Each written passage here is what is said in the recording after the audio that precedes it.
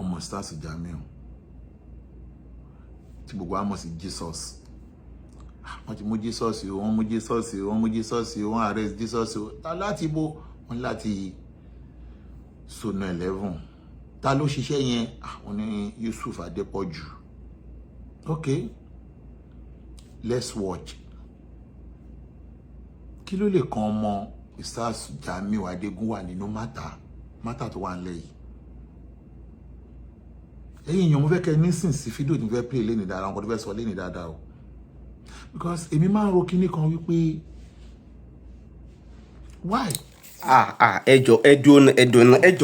kí ni nǹkan tó ń ṣẹlẹ̀ gangan nísìnyí kò tí ẹ yé mi ọ̀rọ̀ tó nǹkan tó ń ṣẹlẹ̀ lórílẹ̀-èdè ilẹ̀ Yorùbá yìí kò tí ẹ yé mi ẹ̀yin afáyí náà lẹ gbẹ́sìn lórí bẹ́ẹ̀ náà làwọn Kristẹni náà gbẹ́sìn lórí ẹ ṣàfẹ́ fi ẹ̀sìn ẹ fẹ́ fi darí gbogbo aráàlú ẹ fẹ́ ká mọ nǹkan tá à ń ṣe mọ́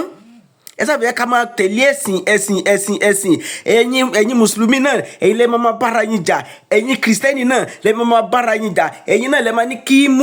Kristẹni kókó nínú ẹ̀sìn Ìsìlámù ẹ̀yin náà lẹ máa ní kó oníṣẹ̀ṣe kókó nínú ẹ̀sìn oníṣẹ̀ṣe kó máa bọ̀ wá sí Mùsùlùmù ẹ máa ní kó ní Kristẹni máa bọ̀ wá sí inú kó wá máa bá yín kírun ẹ máa bẹ́ẹ̀ náà lẹ máa ní kó Kristẹni náà kó máa bọ̀ wá sí chọ́ọ̀chì kó máa bá yín kírun ẹ̀sìn làwọn ìjọba fi ń báyé wa jẹ́ Nàìjíríà ẹ̀yin náà dẹ̀ wá gbẹ̀sìn lórí gbogbo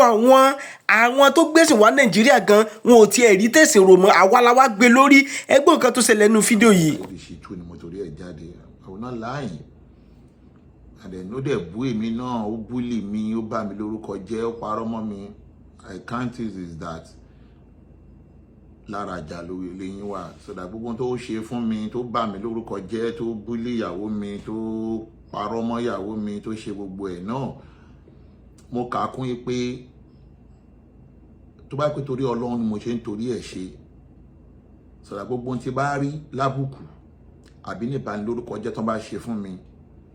kọ́lọ́hún fi san mí lẹ́san lára àwọn ọmọ mi kọ́lọ́hún dẹ̀ fi ra àlùjọ náà fún mi. So that, but I thank God pé òun náà padà realize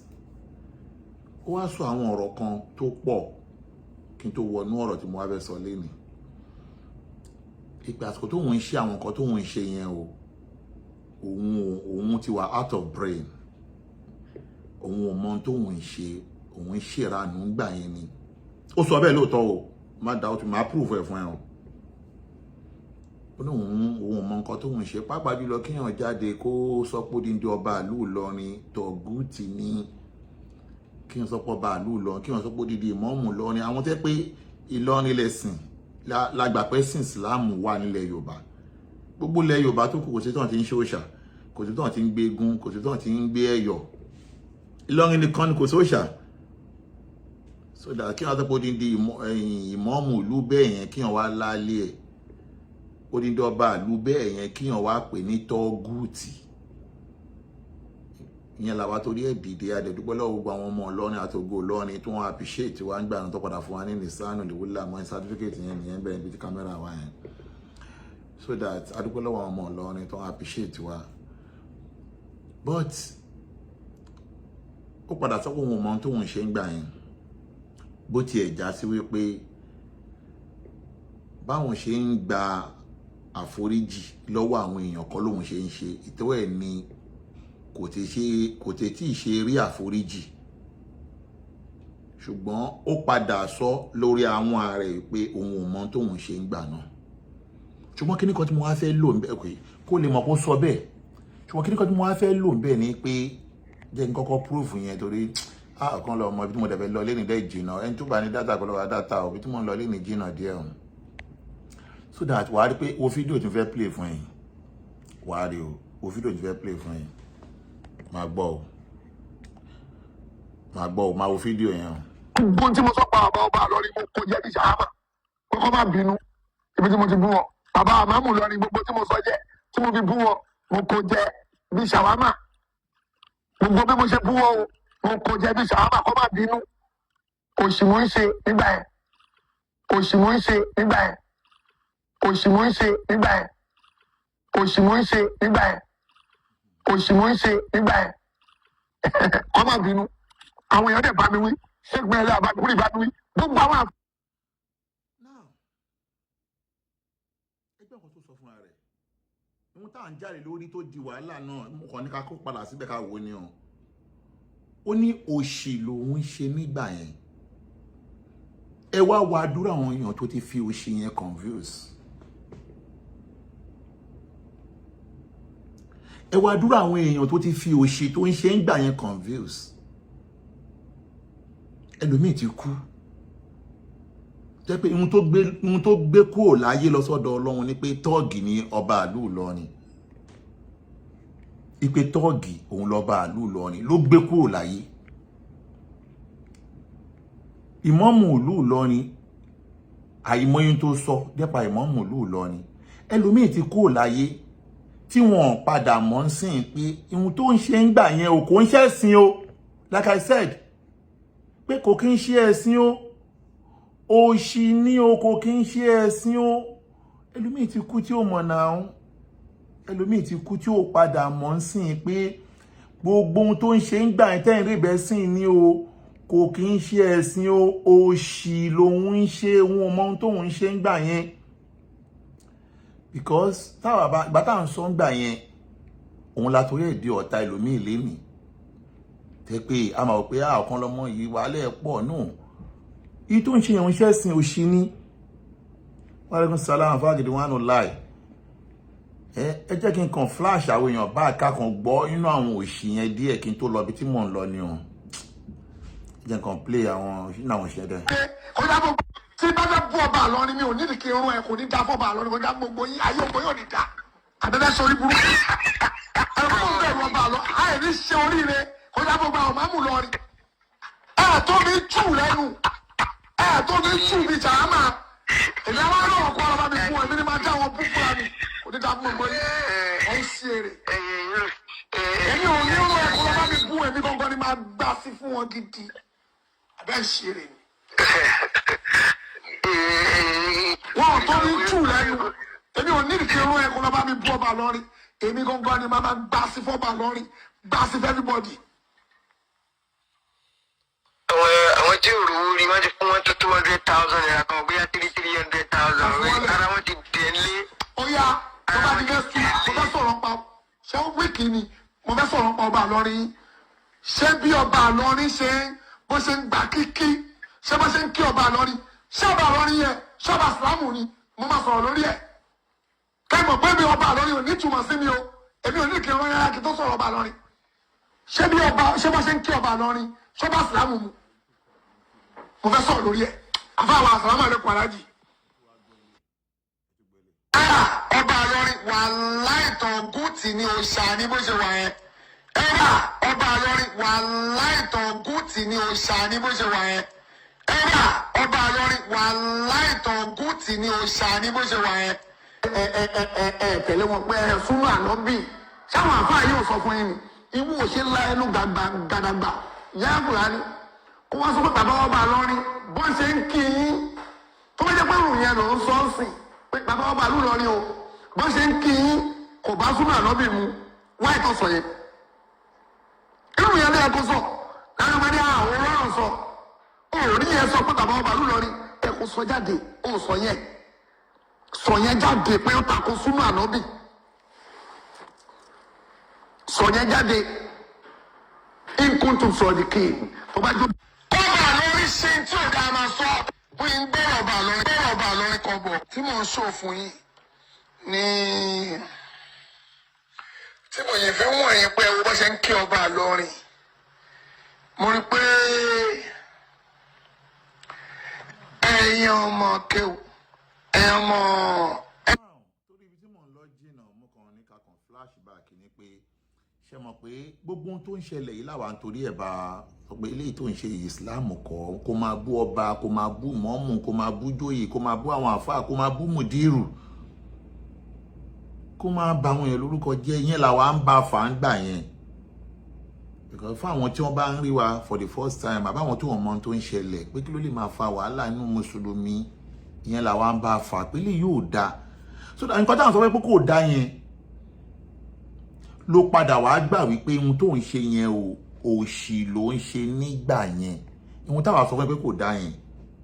ṣé bó jẹ́ kó kí wa kú iṣẹ́ nípa ẹ̀yin tẹ́ ń pè mí gbà ẹ má bínú o mi mọ̀ pé ṣì ni mò ń ṣe ó dẹ̀ jọ nítorí tó lọ́hùn ẹ bá mi bẹ̀ wọ́n àwa ló yẹ ká bẹ́ẹ̀ bẹ̀ wọ́n bó tiẹ̀ já sí pé gbogbo tó ń ṣe yìí náà ìwọ gan tún padà sọ́ngbà tó ṣe fídíò bàbá Mufti kan tó sọ wípé ti bàbá Mufti yẹn lélẹ́yìí tó sọ wípé òun mọ̀ pé ohun tóun ṣe ń gbà yẹn o kò jẹ́ kí òun máa sọ̀rọ̀ bẹ́ẹ̀ yẹn òun lélẹ́yìí tí bàbá Mufti yẹn lélẹ́yìí ẹ máa gbọ́ ẹgbẹ́ wọn tó sọ ẹgbọ́. Sheikh wa Sulaiman Farouk mo dúpẹ́ lọ́wọ́ wọn kí nìdí ọpẹ́ mi náà òun ni pé má lọ fi waste time sọ́dọ̀ padà sọ̀rọ̀ náà tó pọ̀ so that now gbogbo òṣì tó wá ṣe ń gbà yẹn ó ti padà kó ṣì lòun ṣe bọ́tọ́ tó fẹ́ lò lórí ẹ̀ gangan ni pé ṣe máa dúró àwọn èèyàn tó yẹ pé wọ́n ti gbé èròǹgbà aburú yẹn sẹ́mi lọ sọ́dọ̀ Ọlọ́run lórí òṣì tó ṣe fáwọn àfáà wa. now lẹ́nìí sìn ó wá sọ pé òun bẹ̀bẹ̀ ó ti ń bẹ̀bẹ̀ láti ọdún mẹ́ta ṣé báwọn ṣe ń gba ẹ̀bẹ̀ táwọn bá fẹ́ gba ẹ̀bẹ̀ àwọn èèyàn ṣé báwọn ṣe ń ṣe ẹ̀bẹ̀ ni Saheed ṣe ń ṣe ẹ̀bẹ̀. aṣáàtìrí fídíò kan lẹ́jọ́ mẹ́ta tẹ́ pé àáfàá kan nínú àwọn ọmọ Ìlọrin tó sọ̀rọ̀ ó kódà orí péjì Saheed mo ti rí kódà má padà lórí péjì Yusuf Adépọ̀jù ipa àáfàá yẹn wọn ló sọ̀rọ̀ sínú Malamu Yusuf ó dẹ̀ ní wọ́n ní kó ṣàtúnṣe èmi náà èmi ò sí nínú kí wọ́n máa support kí wọ́n máa ṣe nǹkan tí ò dáa fún ẹni tí ò bá ṣe.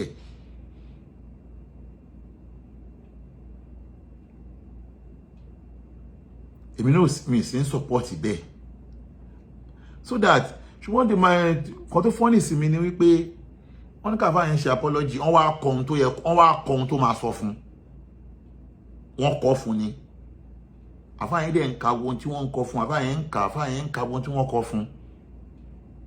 ọba lọ́ni wo ìmọ̀ọ́mù lọ́ni wo àwọn ògo lọ́ni wo ló kọ ohun tí Saheed máa sọ fún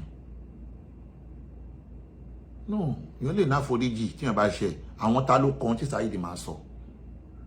kàkà kó bẹ̀bẹ̀ a ti máa sọ pé èyí tóun sàsọ lé ó túmọ̀ sí pé inú ẹ̀bẹ̀ tó ṣe máa bẹ̀ tó ti máa kó jẹ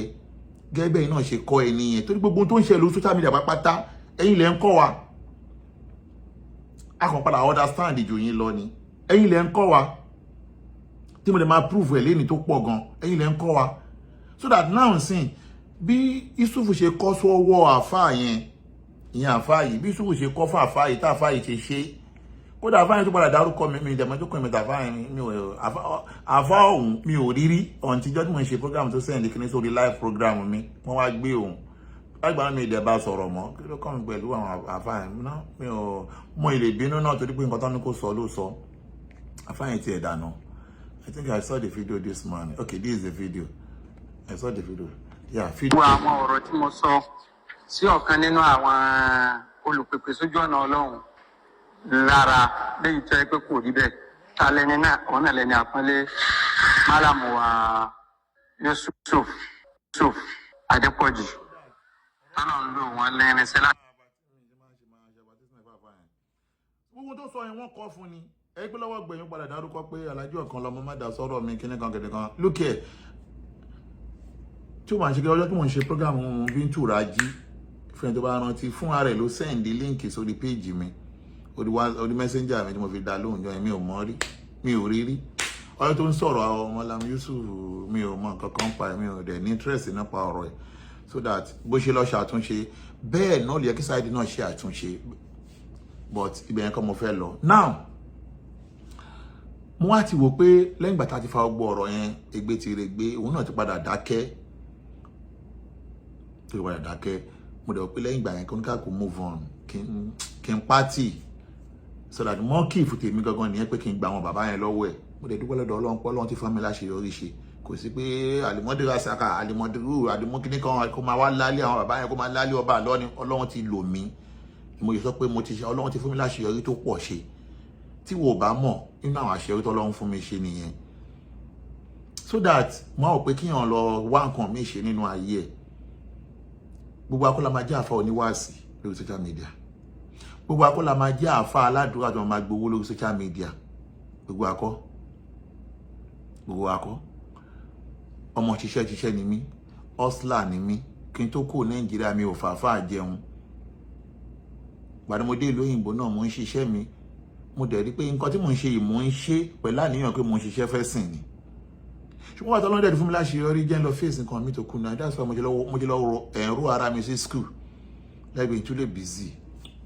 ẹ̀dẹ́ pé for the past 3 months ń sìn mi ò sọ kankan mo kàn ń wẹ́ ọ̀pọ̀lọpọ̀ fídíò mi gan mi kì í follow ẹ̀ tó mọ̀ pé alhamdulillah now ṣàdédé mo wá rí update kan tó ṣẹlẹ̀ nìkan bíi 4 days ago ìpè wọ́n arrest ọmọ stars Jamiu tí gbogbo àmọ̀ sí Jesus wọ́n ti mú Jesus o wọ́n mú Jesus o wọ́n mú Jesus o wọ́n arrest Jesus o láti bo wọ́n láti Sona 11 ta ló ṣiṣẹ́ yẹn wọ́n ní Yusuf Adepoju okay let's watch kí ló lè kan ọmọ stars Jamiu Adegunwa nínú mátà tó wà nílẹ̀ yìí ẹ̀yin èèyàn mo fẹ́ kẹ́ nísìn sí fídíò tí mo fẹ́ play lẹ́ni dáadáa wọn kò fẹ́ sọ lẹ́ni dáadáa o because èmi máa ń ro kíní kan wípé why tí àwọn èèyàn kì í ro orí kan tó wù wá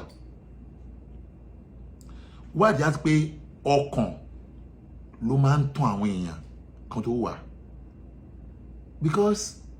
ìyàtọ̀ wà nínú pé kí ọkàn tọ̀yàn gbogbo ẹni tó bá ń tẹ̀lé ọkàn ẹ̀ ó máa ṣìṣe lọ́pọ̀lọpọ̀ ọgbà torí pé ọkàn tẹ́ rí ó yára láti sáré tọ̀yàn láti sáré di nǹkan èrò burúkú máa ń sáré wá sọ́kàn ọkàn ló máa jẹ́ kó rí ẹ̀yin ìyàwó ọ̀rẹ́ ẹ̀ àbí ìyàwó àbúrò ẹ̀ ọkàn ẹ̀ ló máa jẹ́ ká wẹ̀yìn ẹ̀ bó ṣe rí òdí ẹ̀ bó ṣe rí ẹ̀mí ẹ̀ máa rorò kúrò but ọpọlọ ló máa sọ fún ẹ pé jẹ́ kó rí ẹ pé danger ni kò jẹ́ bí tó lè dé danger ni so that ọpọlọ máa ń tún ọkàn ṣe èròkérò máa ń wá sọ́kàn lọ́lọ́run jẹ́ ká mọ̀ nínú súrà lọ́wọ́ gbẹ̀yìn kan bẹ̀rẹ̀ pé kúlẹ̀ a'udhu bi rabbil falaq kúlẹ̀ a'udhu bi rabbin nas malikin nas ilahin nas min sharri waswasil annas ọlọ́run là wá min sharri waswasil annas alladhi yuwaswisu fi sudurin nas gbogbo tó máa ń ṣe ròyìnròyìn lẹ́mí èèyàn kúlẹ̀ a'udhu bi rabbin nas malikin ọlọ́run là wá ń bẹ̀ so that tẹ́mi ẹ bá ń ro nǹkan wáyé tó jẹ́ kí làákàyè máa bẹ́ẹ̀ ṣiṣẹ́ so that tí ó bá ṣe ké bóyá ẹni tí làákàyè ò bá ṣiṣẹ́ lára àkọ́ tá à ń sọ lélẹ̀ kí ló kan ọmọ sars Jamiu nínú ọ̀rọ̀ tó wà lẹ́yìn torí pé ẹ fẹ́ defend case captain ó lè máa prove ẹ̀ fún yín torí pé ẹ fẹ́ defend case captain lẹ́torí ẹ̀ tó fẹ́ dá wàhálà ní ilẹ̀ now sin ó tún ti establish another thing gẹ́gẹ́ bá ṣe mọ̀ pé gbogbo pé à ń fọlọ́pàá múra wa ọlọ́múyàn láti mọ́ká àyàn bọ́ láti kíní gbogbo kíní yẹn ẹ mọ̀ pé nkí àwọn ló ti máa ń wá now wọ́n tún dé establish nǹkan míì báyìí pé ókè o àṣà tún lè bẹ̀rẹ̀ sí ní extend lọ sọ́dọ̀ àwọn ọmọ wa ṣó jẹ́ kó rí bẹ́ẹ̀ mùsùlùmí tó ní làákàyè tó dẹ̀ ń wá dáadáa nínú ìsìláàmù ni mò ń bá sọ̀rọ̀ ṣó jẹ́ kó rí bẹ́ẹ̀ ọmọ tájọ bí ọmọ bíbí inú sars Jamiu tẹ́ pé ó lè pè wọ́gan ní bàbá ó lè pè yín ní bàbá ó lè pè yín ní bàbá kò jẹ́ pé ó lè pè yín ní bàbá bàbá lẹ jẹ́ fún ẹ wá lọ mú ọmọ yẹn ó ń bọ̀ láti ibi iṣẹ́ lọ́mọ tí ò sí lórí social media aksam de rọ́bìlì Kaaba mo búra pẹ̀lú ọba tó ní Kaaba títí di ìsìn mi ò rọmọ yẹn rí mi ì rírí mi ì tiẹ̀ mọ̀ péjì ẹ̀ mi ò rírí ṣùgbọ́n gẹ́gẹ́ bí abiyamọ tèmi náà jẹ́ tí mo dẹ̀ ń tọ́ àwọn ọmọ mi tí bá gbọ́ pé wọ́n mú ọmọ lọ́mọ lórí nǹkan tàjọ́ ń fa tó gbogbo wa lájọ́ ń fa ọ̀rọ̀ yìí tí bá ní kò kàn mí ọmọ pa ọ̀rọ̀ yìí ti involve mi láti ilẹ̀ mo ti dá sí mo dẹ̀ dúró lórí òdodo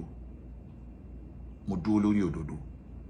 so that pé wọ́n lọ mú ọmọ sars Jamiu Adegunwa the funny thing tó wá yà mí lẹ́nu jù tó já sí wípé la ilaha illallah Muhammadu Rasulullah sallallahu alaihi wasallam. I'm not sorry to say that. Saidi Shitu, let me tell you one thing. Forget about Kemi àti any issue Ajon Fawala. Forget about that. Jẹ́ n bẹ́ẹ̀ sọ̀rọ̀ gẹ́gẹ́ bí ọ̀rẹ́. Saidi, wallahi ò ní làákàyè. Mo fi ọba tó ní mí búra ò ní làákàyè. Wọ́n mú ọmọ irú ọmọ ẹ̀ ọlọ́pàá mú lọ́mọ tí ó involve tí ó sì tẹ́ pé gbogbo tó ṣẹlẹ̀ yìí ẹ parọ́ mọ́ ni mo dẹ̀ máa proof pé parọ́ mọ́ ni o máa proof pé parọ́ mọ́ ni o. Saidi ó tún wá tan kámẹ́rà sójú ó wá tan kámẹ́rà ó wá ń ṣe fídíò lórí ọ̀rọ̀ ọmọ kékeré. Why? Think now, Saidi. You tell kí n padà jáde nìyẹn o. I don't have time for all shit again. Man, forget about that. I don't have time. I'm busy in my life. I know what I'm doing. But I was surprised pé why Saidi now wake up now ọmọ kékeré. Ó dà gan gẹ́gẹ́ bó ṣe ń pè rẹ̀ like you are calling yourself that you have this, you have that, you have this, you have this. You are calling yourself proprietor of the school. Proprietor of school. You don't need all this thing again. Forget about that. You don't need it. Go and think. You don't need it. What I go? Can't pay one video. No. Why now? Why me? Tell me lo now. Not you, but because of pay what you are in a bully. You love bully. You love fracas. You love propaganda.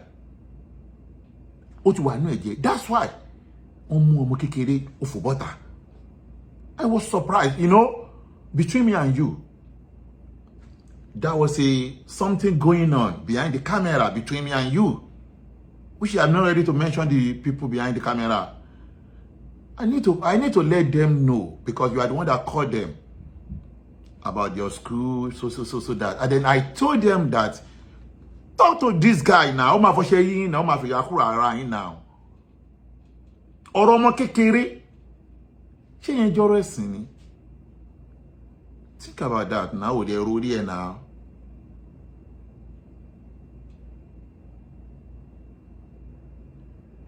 They already Saidi now. You don't should believe that now. Want to any more now. Akpereni ojori. But yet that we pay or tolento dagba tolenta gbada. But irun funfun. Onjúwe sáré fún wa ni now. Irun funfun júwe sáré ni. Secondly, grandpa ni ẹ now, ọmọ ẹ ti ń bímọ. Ọmọ ẹ ti ń bímọ. Àṣàkẹ́ tó máa ń pariwo yẹn. Àti Jesus tó bá wọjọ́ orí wọn lè jẹ́ equal. Think about what you are doing. Don't be sure we that. I'm talking to you as a friend, not as an enemy. I don't want to call you behind the camera saying all this to you because you believe that could be something else. What on camera lórí ọmọ rẹ̀. Wọ́n ti mọ Jamiu, wọ́n pa Jamiu, ọmọ nǹkan gbọ́dọ̀ jẹ́ Jesus yo, Look at you. You didn't see me bad mo wo video yẹn Saidi Shitu. I will not lie to you, ojú ń tì mí. Allah ojú ń tì mí. Because I can't do that in my life. A man rori kin to wà. There was a date wọ́n mú àbúrò ẹ̀ Idris. Let me tell you one thing. I know everything. But my àbúrò I know everything. Gbogbo ẹ̀ lè mọ̀ now. Do you see me come and do any video for your younger brother? But I know you. Mo cha mo Idris now. Mo cha mo dada. Mo cha mo àwọn kọ̀kọ̀ tó náà máa ń ṣe.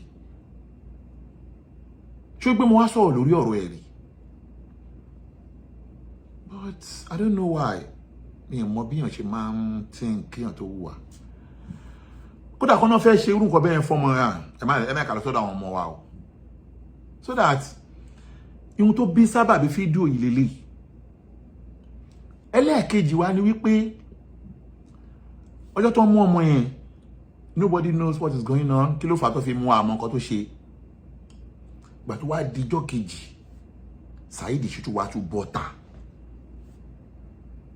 ó ti wá bọ́ta ó ti wá ṣe fídíò after tó ti release ọmọ yẹn we thank God and then mo fàṣẹ kò yẹ appreciate ọ̀gá àgbà AIG Zone 11 mo fàṣẹ kò yẹ appreciate wọn wípé wọ́n ṣe púpọ̀ wọ́n kú ìtẹ́tí sí wa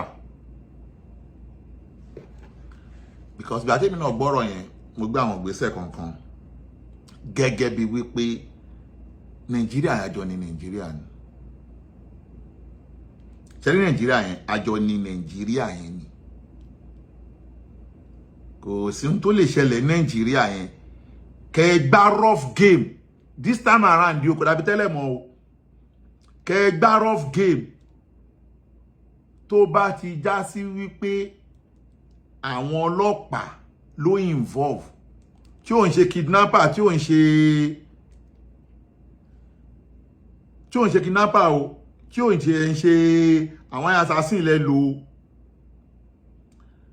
ṣe yín tó bá já sí pé àwọn ọlọ́pàá lẹ lò this time around no ọlọ́pàá kankan ò lè ṣiṣẹ́ ṣe Nàìjíríà mọ́ àfẹn tó bá fẹ́ jẹ́ ká ṣọ́bọ̀ lọ́rọ̀ òun gbogbo nǹkan ló ní rule and regulation so that lábẹ́ òfin gbogbo nǹkan ló ní ìgbésẹ̀ so that gbàtọ́ mú ọmọ yẹn ìmọ̀ àdìsáàlì Jamiu àjọ sọ̀rọ̀ normal èmi mo pè wọ́n fún ara mi ọmọ yín kìnnìkan ok ẹjẹ́ àṣebáyé ẹgbà nọ́mbà yìí ẹṣebáyé èmi náà dẹ̀ máa ṣe àwọn kan tẹ́ ká ṣe àwa dúpẹ́ lọ́wọ́ ọ̀gá ọlọ́pàá ní Zone 11 that man wọ́n ṣe ẹ̀gbẹ́ máa nìyẹn wá síbẹ̀ ní lásìkò tí kéèsì bí ń tura jíṣẹlẹ̀ yẹn àsìkò yẹn náà gbé ọ̀gá ọlọ́pàá yẹn wá síbẹ̀ and the man is very very nice man the man listen to people you know wọn ríra wọn gẹ́gẹ́ bí ọ̀gá ọlọ́pàá wọ́n listen sí everybody even though gan àwọn àfa wa tàjọ ń ṣe lórí social media yìí náà wọ́n lọ visit wọn wọ́n lọ jẹ́ kí wọ́n mọ what is going on so that we thank God pé àwọn ọlọ́pàá Zone 11 á kí wọn torí tó bá fi dìdá àwọn people yìí ni wọn already kọ́ ọmọ yẹn kúrò ń bẹ́ẹ̀ jọ yẹn àwa dúpẹ́ lọ́wọ́ pé wọ́n ṣe thorough investigation wọn ìwọ̀n tí wọ́n náà wọ́n ń wá wọ́n gba fóònù ọmọ yẹn wọ́n tú látòkè délẹ̀ gbogbo ohun tí wọ́n náà wọ́n wá wọ́n tú lórí fóònù ọmọ yẹn látòkè délẹ̀ wọ́n ò rí ohun tó jẹ́ Madrasatul Wahbiyya ń bẹ̀ wọ́n ò rí ṣùgbọ́n to my surprise nígbà tí wọ́n release ọmọ yẹn Saheed bá tún bọ́ta and then let me tell you something ẹ̀yin tẹ́ wà lórí social media ẹ kọ́kọ́ lọ mọ̀ wípé so many things táwọn people yìí máa ń ṣe propaganda ní wọ́n máa ń lò lórí social media wọ́n sáré wá dá wrong information sórí social media láti fi tàn àwọn èèyàn ẹ wo case captain tá à ń sọ yìí náà that was a day wọ́n pariwo pé àwọn ti da case captain nínú kò sí nǹkan wọ́n ń jó wọ́n ń yọ̀ Saheed náà bọ́ta pariwo ká Jamiu ṣe lóòótọ́ ni Jamiu ṣe lóòótọ́ ni àwọn èèyàn ń pè but èmi máa ń tọwọ́ bọ́n tó ń ṣẹlẹ̀ gangan ni mo ní láti máa gbọ́ wrong information but ẹni tó lè ṣàlàyé ọ̀rọ̀ yẹn fún ibi tèmi lórí social media máa ń wà but mi ò rí táwọn mo ti rí gan inú mi máa dùn irú eléyìí tí mo fẹ́ ṣe fún ilé ní ìsìn ó máa yà àwọn èèyàn lẹ́nu pé why táwọn people yẹn ṣe báyìí ok ó dijọ́ kejì tán yìí lè sọ ọmọ yẹn Saheed wá bọ́ta pé àṣírí ti tú o ẹni tó ní Madrasatul Wahbiyya ọmọ Jamiu ó ti jẹ́wọ́ ọmọ Jamiu ó ti conventional statement conventional kìíní kan fún àwọn ìbò ńláńlá òṣìṣẹ́ kan sọ ẹmu kan wò pé but àwọn ọ̀rọ̀ kan tó wá sọ ló wá jíńjà mi máa play video ẹ̀ sìn ó wá sọ wípé àwọn ọlọ́pàá interrogate ọmọ yẹn nípa ọ̀rọ̀ Madrasatul Wahbiyya first of all ẹ jẹ́ nǹkan sọ nǹkan fún yín Madrasatul Wahbiyya mo bú àpẹẹrẹ tó ní ẹ̀mí mi èmi ò mẹ́ni tó ní ní ìmọ̀ ẹni tó ní and then mi ò rẹ́dí láti mọ ẹni tó ní ṣùgbọ́n mi ò bẹ́ lọ́hun kó stop nǹkan tó ń ṣe ẹ gbọ́ mi o èmi ò mọ ẹni tó ní Madrasati Wahhabiyya mi ò dẹ̀ bẹ̀ lọ́hùn láti mọ̀ but mi ò bẹ̀ lọ́hùn kó stop ohun tó ń ṣe because of there was so many page outside there tẹ́ pé page yẹn ń support aburú tí àwọn people yìí náà ń ṣe tó dẹ̀ fi ń bully èmi yìí náà Yaki said you are welcome tó dẹ̀ fi ń bully Sars Jamiu tó fi ń bully Sheikh Habib hello rí page Don Didi now hello Don Didi hello bí Don Didi ṣe bá including àwọn àfáà Ahlus-Sunnah wa Jamaa hello bí Don Didi ṣe bá wọn lórúkọ jẹ́ now wọ́n á gbé orí ẹlẹ́dẹ̀ sórí ẹlòmíì wọ́n á gbé orí jìmèrè sórí ẹlòmíì wọ́n á gbé orí ajá sórí ẹlòmíì wọ́n kó ankọf sí ọ̀tá tèmi lọ́wọ́ rí náà lórí àwọn pages wọn yẹn Don Didi wà ń bẹ̀ flashback wà ń bẹ̀ bó ti já sí pé 3 days ago ni mo gbọ́ pé wọ́n ní flashback ó ti dọ̀fẹ́ àmọ́ bí yẹn ṣe rìn sí àìmọ̀ so many page no mọ́ bàbá sọ pé wà ń bẹ̀ àìmọ̀ àwọn fake page including fake àwùjọ olóríire gbogbo page yìí to my surprise in fact tó mo ti máa débi ọ̀rọ̀ kan tí Yusufu sọ gbogbo wọn pages yìí tó bá ń ṣe live video wọn gbogbo pages yìí máa ń gbé live ta ló ń control ẹ̀ ta ló ń control àwọn pages yẹn ó ń gbé gbogbo program yín live now I have all evidence Haji Maruf you are welcome wọn pages yìí máa gbé live àwọn pages dem bully àwọn èèyàn especially me I have both screen record I have everything in my phone when time is come including Save Your Soul tí Saidi no ń lò lọ́wọ́lọ́wọ́ ńsìn Save Your Soul tí Saidi ń lò lọ́wọ́lọ́wọ́ ńsìn Mad TV Mad tí Yahya Gambari ń lò ń gbà yẹn Mad TV tí Yahya Gambari ń lò ń gbà tó wà lé Sunday Igboho ṣe bóun ni wọ́n padà convert Save Your Soul Saidi ṣe tún lò ńsìn Mad TV ni now because Save Your Soul gangan tí Saidi ń lò wọ́n ti já wálẹ̀ Facebook ti já wálẹ̀ wípé rubbish náà ṣe ń bẹ̀ Mad TV yẹn tí Yahya Gambari ń lò yẹn ṣe bórí ẹ̀ ní Yahya Gambari ti bully mi then àti ex mi to the extent di pé oyún ń ta lọ fowó rà ó wálẹ̀ lára ẹ̀ mo wà lórí live program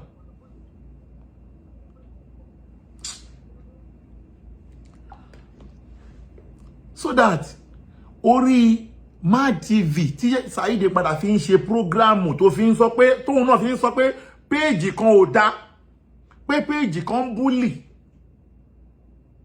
Mad TV yẹn Mad yẹn gangan náà convert sí Save Your Soul tóun náà ń lò tí Saidi ti ṣe programu yìí this program tí Saidi ṣe orí péèjì tó ń lò yìí Mad TV yẹn gangan ló padà di Save Your Soul yìí wọ́n convert nígbà tí wọ́n já Save Your Soul yẹn gangan wálẹ̀ ni Saidi wá gbà padà lọ́wọ́ Yahya Gambari ló wá convert ẹ̀ sí TV yìí ṣe borí péèjì yìí ni wọ́n ti bully ex mi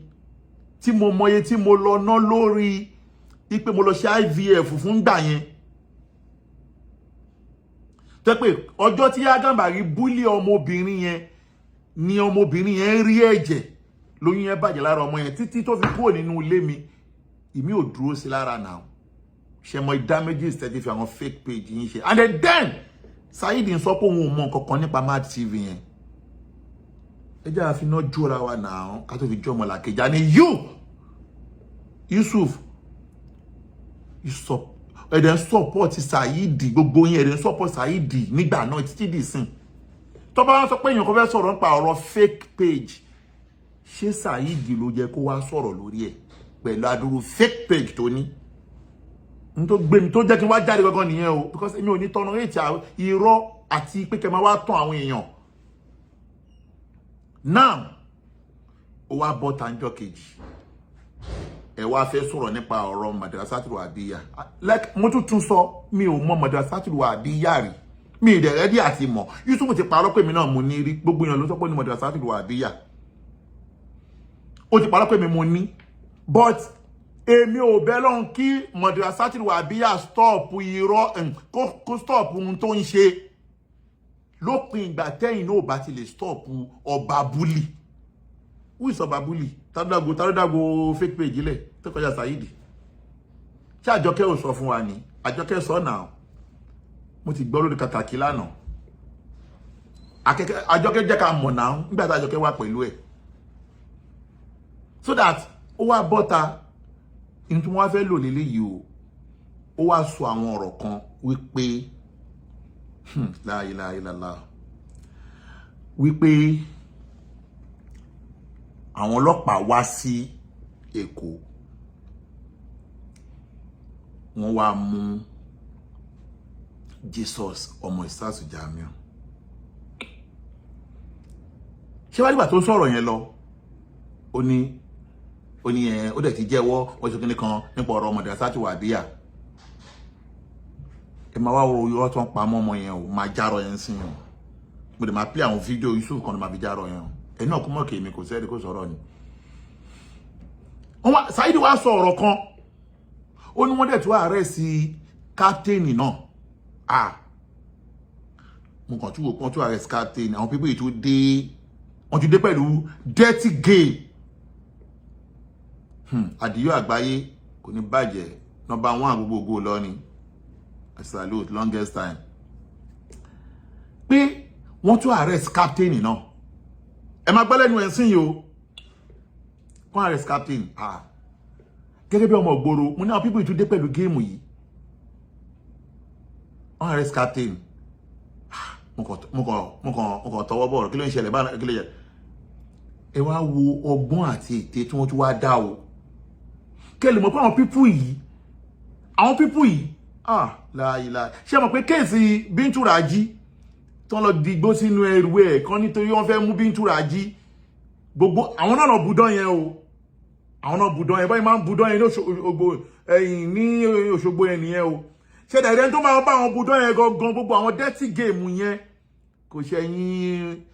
boy tó ń pè ní Liberty Stadium yẹn o Liberty Stadium yẹn ló máa fògbò dán yẹn o gbogbo àwọn dẹ náà kí mo sọ fún pé wọ́n fi fake bench one àti lọ forúkọ tèmi náà ṣì ní watch list ìyẹn náà ṣe wà lẹ́gbẹ̀ẹ́ kan o tó yẹ kí tọ́lọ́ fi yọ orúkọ mi kúrò ń bẹ́ẹ̀ o wọ́n wá ní wọ́n arrest captain ẹ wá gbọ́ game tó tún gbá ẹ̀mọ́ kí mi máa já yín tán ẹ gbọ́ game tó tún gbá wọ́n fẹ́ parọ́ mọ́ ọmọ Ìsásù Jamiu Jesus àti Ìsásù Jamiu pé àwọn ló ní madrasatul wahbiya because of kéèsì káptéènì tí Ìsásù Jamiu ò surrender. Ẹ wá rí géèmù yìí kẹ́ lè mọ̀ wípé gbogbo ẹ̀yin tẹ́ jẹ́ responsible people inú academic member ẹ bá jókòó kẹ́ bá Yusufu sòótọ́ ọ̀rọ̀ ẹ bá pé kó má jẹ́ kí hatred tó ní sí Jamiu Adegunwa kó má jẹ́ kó mú òun lose gbogbo ohun tó ń fi gbogbo ayé òun ṣe because ìtọ́ fẹ́ bẹ̀rẹ̀ yìí sìn máa prove pé captain ló tún fẹ́ dá wàhálà ilé ilẹ̀ o captain àti Yusuf lọ́jọ́ fẹ́ budán eléyìí o ẹ má bẹ̀rẹ̀ kí gbogbo ohun tó ṣẹlẹ̀ lákọ̀ọ́kọ́ ti máa prove fún yín sìn gbogbo ohun tó ṣẹlẹ̀ tí gbogbo ẹ̀ fi di pé captain àti Yusuf wọ́n jọ ń ṣiṣẹ́ captain ló dá gbogbo ẹ̀ lẹ̀ o eléyìí náà ti captain tó ti fẹ́ dá lẹ̀ o tí ò bá ṣe pé bóyá Yusuf ní hatred àti personal interest sí captain láti máa fi ṣe àwọn nǹkan míì tó kù díẹ̀ káàtó ṣó jẹ́ kí captain tún sọ fún Yusufu lórí ọ̀rọ̀ kan kí Yusufu tún gba ọ̀rọ̀ yẹn gbọ́ pẹ̀lú adúrún tó ti kọ́kọ́ ṣẹlẹ̀ tí máa proof fún yín sìn ok captain ló sọ fún Malam Yusuf wípé ọjọ́ tóun dé láti prison on the 4th of July 2021 wípé Ustaz Jamiu rìkọ́ọ̀dù òun true wọ́n rìkọ́ọ̀dù ẹ̀ wọ́n dẹ̀ play and wọ́n dẹ̀ save fídíò yẹn wọ́n save fídíò yẹn sórí iPad wọ́n mi ò bá iPad dání ìsìn kí wá lọ Ustaz Jamiu wá pé ọmọ ẹ̀ èèyàn pé ọmọ bíbí inú ẹ̀ pé ókè o gba iPad yìí o bá mi rìkọ́ọ̀dù dìmánà yìí ókè gbàtọ́ wá rìkọ́ọ̀dù ẹ̀ tán Ustaz Jamiu save fídíò yẹn sórí page lórí iPad wọ́n save fídíò yẹn sórí ẹ̀ ọjọ́ tí káptẹ́ẹ̀nì dé gangan lọ́ndì 4 yẹn ọjọ́ yẹn kọ́ ni fídíò yẹn jáde mo lè máa proof ẹ̀ fún yín ọjọ́ yẹn kọ́ ni fídíò yẹn jáde wọ́n rìkọ́ọ̀dù ẹ̀ wọ́n kíìpù ẹ̀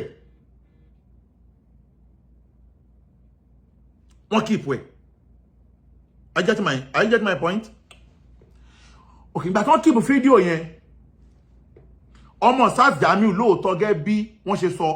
ọmọ yẹn ló bá wọn rìkọ́ọ̀dù ṣéyàn lè rán ọmọ iṣẹ́ ni ọmọ bíbí inú ẹ̀ ṣéyàn lè rán ọmọ iṣẹ́ ni ṣọ́mọ máa kọ̀rọ̀ sí bàbá ẹ̀ lẹ́nu ni nítorí pé wọ́n wá fẹ́ parọ́ wọ́n fẹ́ establish pé captain pé ọmọ Ustaz Jamiu yẹn ló ní Madrasatu Wahbiyya àbí Ustaz Jamiu ló ní Madrasatu Wahbiyya ó wá lọ gbé ọmọ tó rìkọ́ọ̀dù ẹ máa wá gbọ́ o ó wá lọ gbé ọmọ tó rìkọ́ọ̀dù pàtó wá lọ gbé ọmọ yẹn níjẹta ẹ wá wo géèmù tó gbá o gbàdọ̀ gbọ́ ọmọ yẹn wọ́n wá gbé captain sínú mọ́tò láti Òṣogbo wọ́n gbé sínú mọ́tò ìgbà tí wọ́n dé Èkó tí wọ́n dé nearby wọ́n drop captain sí along the way boy kan wọ́n fi kí captain síbẹ̀ wọ́n fi boy yẹn ní búzàrí inú àwọn ọmọlẹ́yìn Yusuf Adépọ̀jù tó ń tẹ̀lé wọ́n fi ọmọ yẹn wọ́n fi mú captain mọ́lẹ̀ torí pé bóyá wà yẹn captain ló kò gbọdọ̀ sálọ mọ́ wọn lọ́wọ́ wọ́n wá lọ operate ọmọ ọlọ́mọ wọ́n tẹ̀lé ẹ̀ wọ́n arrest ẹ̀ gbàtọ́ arrest ẹ̀ tán on way going back tán ti mú ọmọ Ustaz Jamiu wọ́n wá ń lọ lójú ọ̀nà captain tí wá dúró sẹ́gbẹ̀ẹ́ títì lóhun nìkan bó ṣe ń lọ báyìí àwọn ọlọ́pàá ń kọ́ sọ pé ìkọ́ni wọn náà ọkọ̀ sùwé bọ́lẹ̀ ni lẹ́gbẹ̀ẹ́ ọkọ̀ sùwé bọ́lẹ̀ wọ́n wá ṣe pípa àwọn ọmọ òun náà wọ́n arrest òun náà ẹ̀wù dirty game ipa wọ́n wá ṣe pípa àwọn arrest òun náà ẹ tún máa wo wọ́n ṣe pípa àwọn arrest captain náà wọ́n ti ẹtú kọ́ move bí kí èèyàn máa wo ọ̀kan báyìí wọ́n kàn tún rí bọ́ọ̀ì kejì bùsàrí yẹn wọ́n kàn tún gbé ìkọ́ni wọn wọ́n kàn tún mú yẹn náà ni wọ́n wá kó wọn sínú mọ́tò wọ́n wá kó wọn lọ sí Zone 11 gẹ́gẹ́ bí pé 3 suspect tí wọ́n mú lẹ́kọ̀ọ́ nígbà tí wọ́n tún ṣerú eléyìí báwo lẹ ṣe ní jẹ́ ká máa doubt wípé àkọ́kọ́ yẹn náà bẹ́ẹ̀ ṣe máa ń ṣe nìyẹn ẹ máa wo géèmù tó ń gbá wọ́n ní wọ́n ṣe pé àwọn arrest captain ẹ̀yin tẹ́ ń tẹ̀lé wọn ẹ béèrè ọ̀rọ̀ yìí lọ́wọ́ tí ò bá rí bẹ́ẹ̀ why dirty game why dirty game the funny part ẹ máa wá gbọ́ o wọ́n wá ti captain mọ́lé àti ọmọ Ustaz Jamiu àti bọ́ọ̀yì yẹn wọ́n jọ tì wọ́n mọ́nu sẹ́ẹ̀lì kan náà ẹ ò bí ẹni sọ tábà sọ pé èmi ò tí sọ yẹn o tábà sọ pé wọ́n ní kí captain lọ ṣe ẹ̀wọ̀n tó bá jọ máa ra mọ́tò fún máa fún ní àjì tó torí ẹ̀ lọ ṣe ẹ̀wọ̀n yẹn àwọn tó wá ń dá òtún ẹ̀ nísìn ṣé eléyìí tó tún ṣẹlẹ̀ pé wọ́n tún ti captain mọ́lé mọ́jú nítorí pé wọ́n fẹ́ ròpù ọmọ sáàsù Jamiu.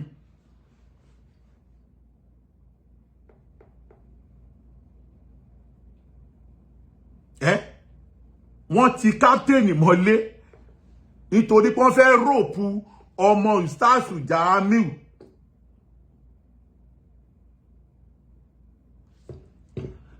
Captain àti ọmọ sáàsù Jamiu ọjọ́ wà nínú sẹ́ẹ̀lì.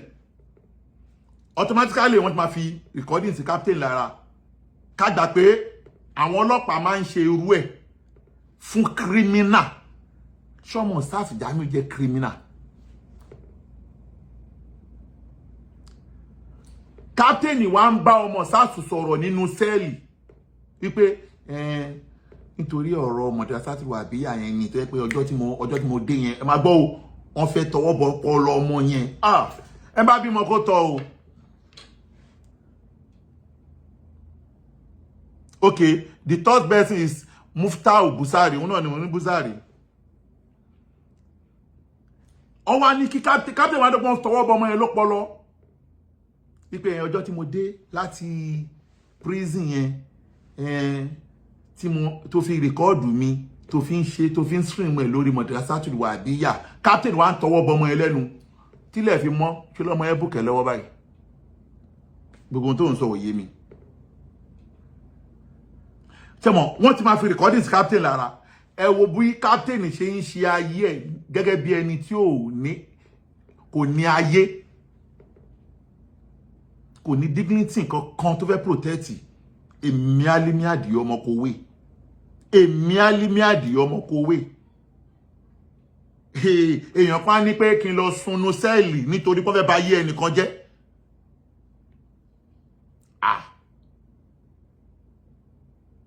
Now, on wá lọ ọgbọ́n yẹn tílẹ̀ fi mọ́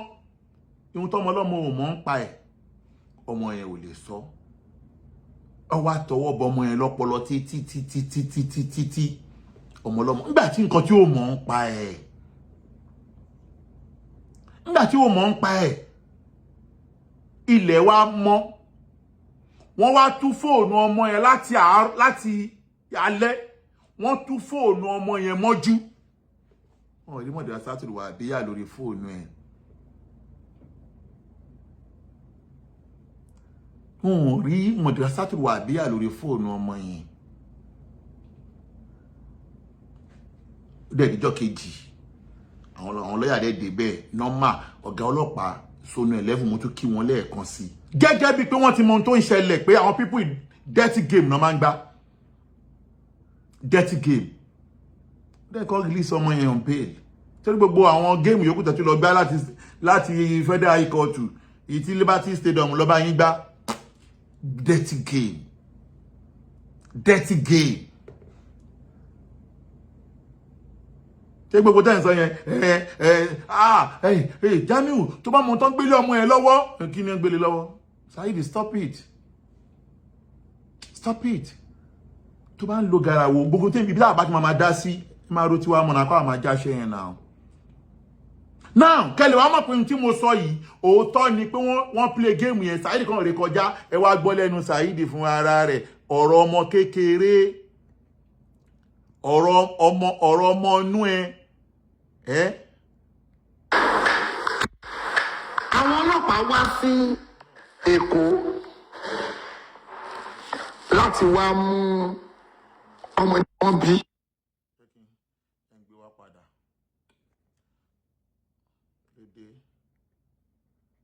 Now, ẹ wá gbọ́ ohun tí Saidi fẹ́ sọ o. Bismillah. Àwọn ọlọ́pàá wá sí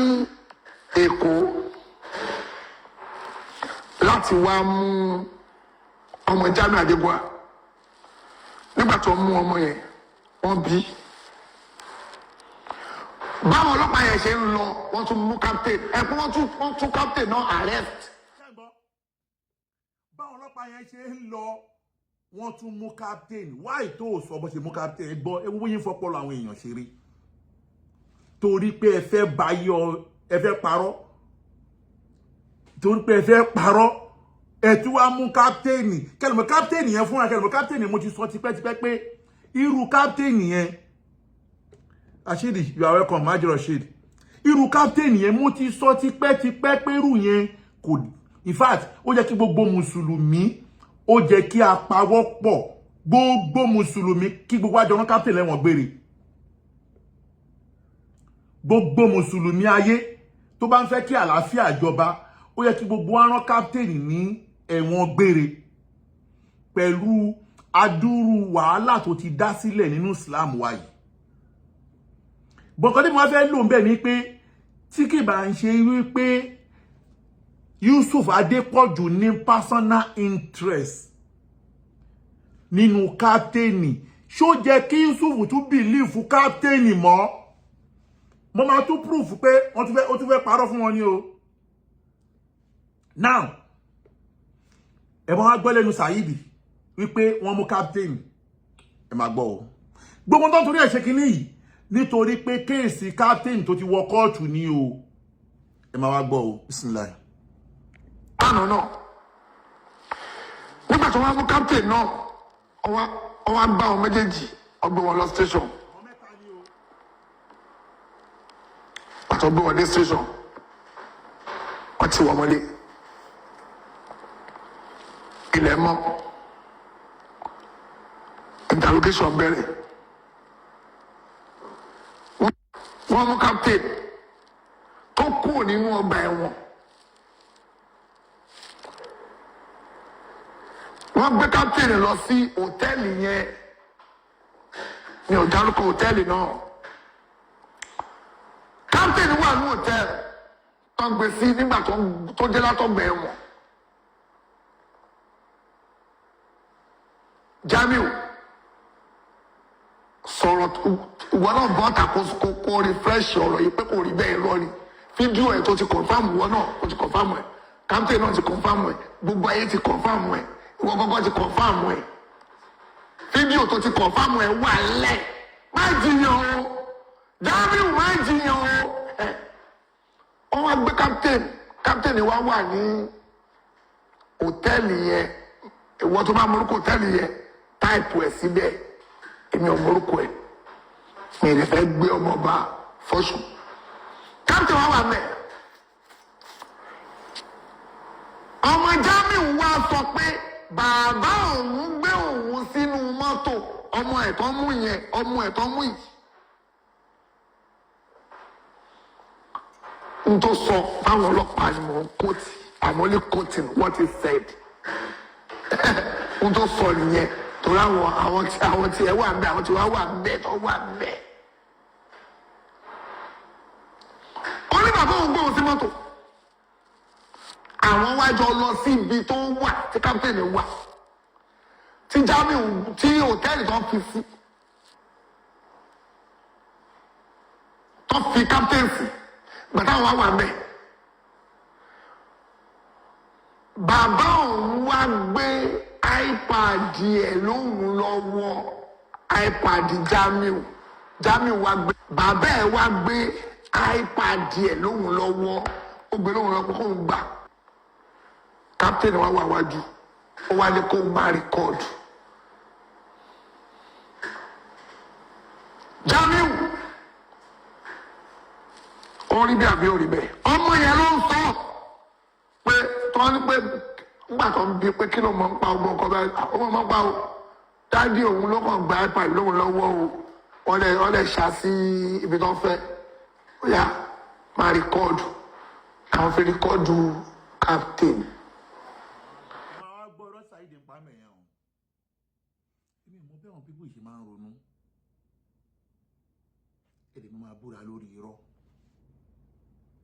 Saidi sọ wípé ẹ máa gbọ́ nǹkan tó ń sọ o bí máa gbẹ̀ sí ní proof wọn rán gèrè léyìí o.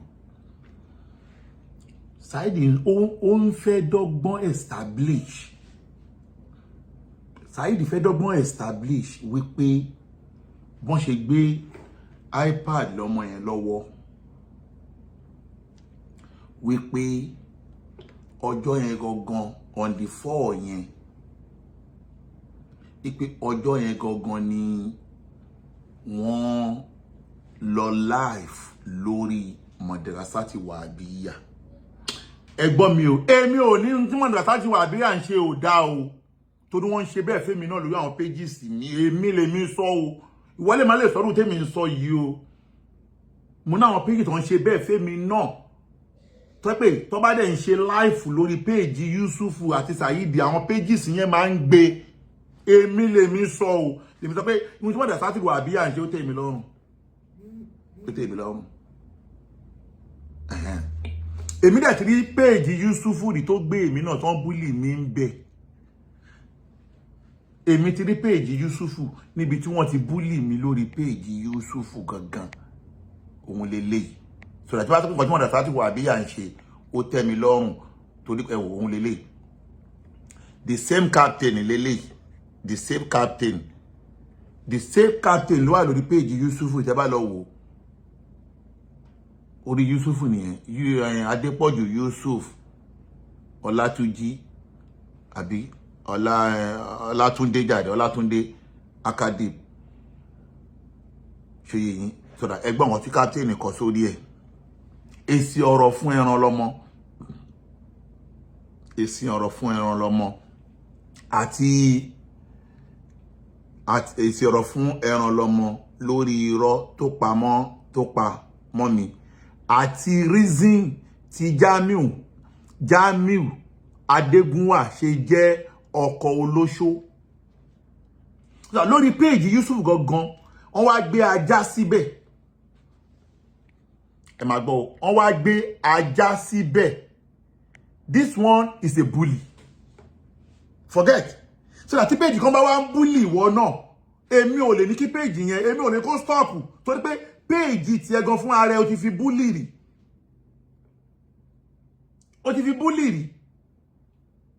I have the video ipe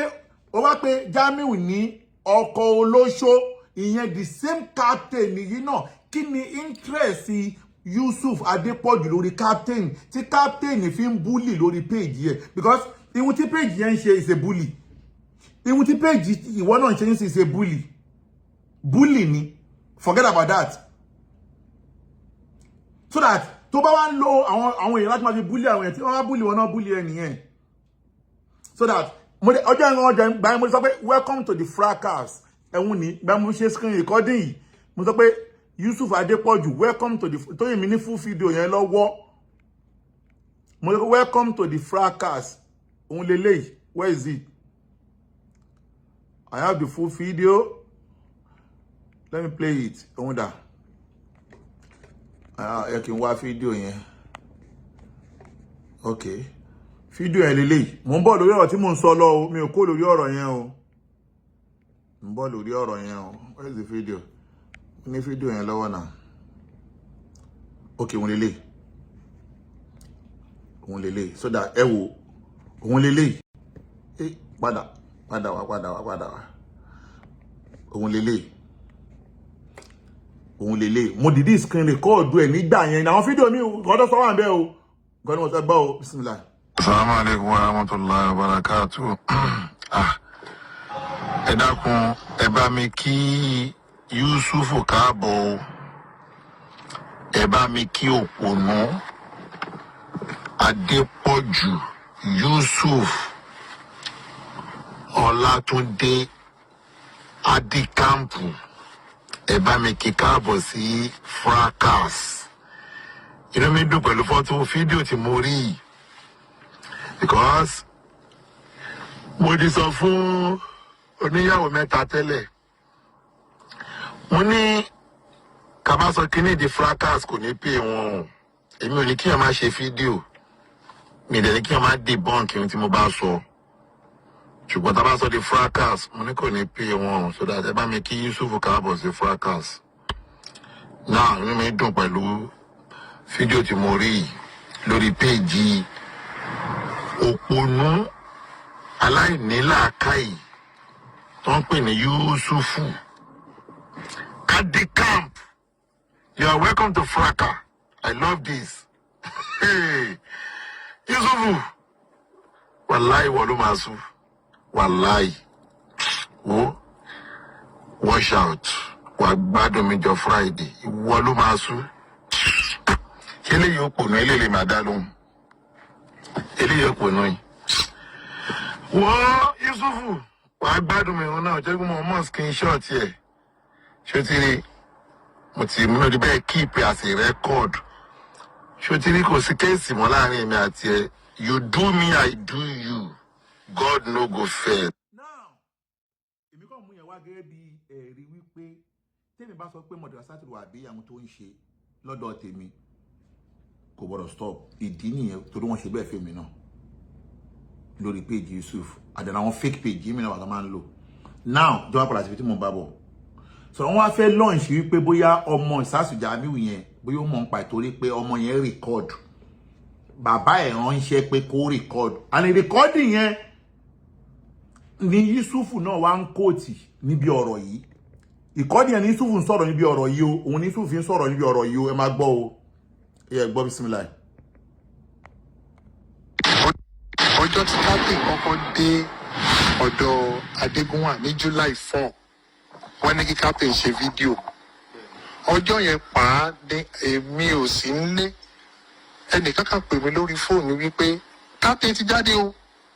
ó dẹ̀ ń ṣe program lọ́wọ́lọ́wọ́ báyìí mo ní níbo màá ti wò ó bá send link sí mi ìgbà tí màá wo link yẹn ó di Madrasatu Wahabiyya ìbínú Ọlọ́run kó bá òpùrọ́ fídíò yẹn engineer ẹ kàn bá mi rọra play ẹ̀ díẹ̀ captain the first ever person tí màá kọ́kọ́ wò lórí Madrasatu Wahabiyya captain ni ṣé àmọ́ páwọn òdẹ lè mọ ibi tí captain wà àmọ́ wá wò pé èwo tó ni Madrasatu Wahabiyya àṣé ọ̀dọ̀ wọn ni captain wà number 1 òní fídíò náà ni ẹ wò kí ẹ àlè Madrasatu Wahabiyya òní ẹ lájẹ ìbínú Ọlọ́run tí ó sì ní lópin kọ́ bá òkúrọ̀ láìfù ní ṣẹ́rí bí captain ṣe ṣe tán ìgbà táwọn fi sáré wá screen record ẹ̀ ó ti parí ẹ̀ fídíò yẹn ọ̀pọ̀ mo wá rí àlè Madrasatu Wahabiyya ẹ̀ rí 1 hour ago la ṣe Yusufu another video of Captain Muhammad Albarika is out more video on the way coming so kí Adegunwa sọ fún ayé pé wọn mọ̀ pa Madrasatu Wahabiyya kó dìnnà yẹn kò sí bó ṣe lè dìnnà yẹn àyàfi tí ò bá sí evidence wípé ó gbé captain sọ́dọ̀ òun gá ti sọ a ní gbogbo clip ẹ̀ lọ́wọ́ tó wà níbi tó yẹ kó wà tó ń sọ pé àwọn alágbé lágbólóńbó àwọn jọ ṣàdéhùn ni àwọn dẹ̀ gbé sọ́dọ̀ ó dẹ̀ gbé sọ́dọ̀ láti July 4 di July 31. à ń jẹ́kuru. now ṣé ti rí àwọn fáàtì nǹkan tí Yusuf fẹ́ di tán fẹ́ develop ní wípé wọ́n fẹ́ develop wípé ọjọ́ tí captain kọ́kọ́ dé òun sọ pé first video tí captain kọ́kọ́ ṣe níjọ́ tó dé on the 4th ó ní on the 4th tí captain dé first video tó kọ́kọ́ ṣe onóhun lélẹ́yìí ẹ máa gbọ́ o mo máa jágo iṣẹ́ yẹn sìn yìí o ẹ tún wọnú fídíò mi ẹ tún kàn tí YouTube ti sọ mí báyìí ẹ tún gbọ́ bismillah ẹ tún kàn tí sọ mí báyìí náà ẹ tún kàn tó ibi báyìí ó tún ní bóyá ọjọ́ kejì àbíjọ́ yẹn ẹ gbọ́ mí báyìí bismillah. ibi tọ́wọ́ ti bà yín ní November 11 nígbà tí àwọn ọlọ́pàá ọjọ́ tí wọ́n release captain jáde àyà wọn ti ń já ẹ fẹ́ kú ọjọ́ tí captain kúrò ní prison bóyá that day or second day ó ṣe fídíò wọ́n ní kó ṣe fídíò wọ́n record ẹ̀ captain sọ bẹ́ẹ̀ bí captain ṣe ń parí fídíò yẹn tí wọ́n record. ẹ máa gbọ́ nǹkan tí Yusuf fẹ́ sọ bí báyìí dáadáa o mo bẹ̀ lọ́hùn kọ́ ló yẹ kí làákàyè àwọn èèyàn gbé ọ̀rọ̀ yìí torí pé ẹni tó bá kúrú làákàyè ò lè gbọ́ wáyé o ìyàtọ̀ wà láàárín wípé n tó fẹ́ establish lélẹ̀ pé ọjọ́ tí captain dé láti agolonko àbí agolongbo náà pé láti prison ipe ọjọ́ yẹn gangan wọ́n lọ live lórí Madrasatu Wahabiyya ok ta ló gbé kámẹ́rà dání ta ló gbé fóònù dání Jesus ọmọ Sile Jamiu ni àwọn wá ń lo reason why pé làwọn ṣe lọ record làwọn ṣe lọ gbé Jesus lọ́mọ you tó kàn dúró mi pé ọ̀rọ̀ ọmọ tó fẹ́ mú sí i ni àwọn fẹ́ establish pé ọmọ yẹn ló ní ó mọ̀ pa madrasatul wahbiya gẹ́gẹ́ bí nǹkan tí Saidi náà sọ pé bàbá ẹ̀ gbé fóònù lé lọ́wọ́ dẹ̀ ṣáṣí ibi tẹ́kàn ṣáṣí now mo wá fẹ́ debunk ẹ̀ kẹ́ ẹ lè mọ̀ wípé ihun tí wọ́n ń sọ yìí irọ́ burúkú ni wọ́n ń pa ọkàn lọmọ ò kówé ó dé kówé dé tí kówé bá ti ń kẹ́ yóò gbọ́dọ̀ sọ̀rọ̀ mọ́ kówé fẹ́ sọ̀rọ̀ gbogbo ẹ̀yẹ kó lọ dákẹ́ mo fẹ́ proof ẹ̀ pé irọ́ ni wọ́n ń pa wípé fídíò tí wọ́n ń sọ pé captain ṣe tí ọmọ Sàásù Jamiu gbé kámẹ́rà dání wọn ṣe live kò ṣe live program kò kí ń ṣe live program so that fídíò tí ò kí ń ṣe live program báwo ni ó ṣe ẹ ti bá sọ pé wọ́n ṣe live lórí madrasatul wahbiya kò ń ṣe live mo dẹ̀ máa proof ẹ̀ fún yín Sàásù Jamiu wọ́n rìkọ́ọ̀dù ẹ̀ lóòótọ́ wípé kí àwọn kíìpù ẹ̀ in case ọjọ́ iwájú so that fídíò tẹ́tẹ́ kọ́kọ́ rìkọ́ọ̀dù pẹ̀lú Jamiu pẹ̀lú káptẹ́nì kẹ́lẹ̀ mọ̀ kí káptẹ́nì tẹ́tún fẹ́ lóyìn in fact rí players gidi lò wrong players lẹ́ ń lò kò yẹ kí káptẹ́nì lẹ́tẹ̀ lò mọ́ kò yẹ kí gbọ́rọ̀ káptẹ́nì mọ̀ pẹ̀lú àwọn ọ̀dọ́ fẹ́ proof nsìn káptẹ́nì fídíò tọ́kọ́ rìkọ́ọ̀dù ẹ máa bí wọ́n YouTube náà sọ wọ́n rìkọ́ọ̀dù fídíò wọn kíìpù ẹ̀ ní wọn ò lọ live kí ni Jesus wá ṣe tẹ wá sọ pé òun ló lọ live tẹ fi lọ gbé ọmọ inú yín wọn ò lọ live ẹ máa bí wọ́n ti YouTube máa sọ mí báyìí ẹ máa gbọ́ wọn tó fẹ́ sọ mí báyìí o ẹ máa gbọ́. ọjọ́ tí wọ́n release captain jáde àyà wọn ti ń já ẹ fẹ́ kú ọjọ́ tí captain kúrò ní prison bóyá that day or second day ó ṣe fídíò wọ́n ní kó ṣe fídíò wọ́n record ẹ̀ captain sọ bẹ́ẹ̀ bí captain ṣe ń parí fídíò yẹn tí wọ́n record ẹ̀ the video was live streamed lórí madrasatul wahbiya. The co-owners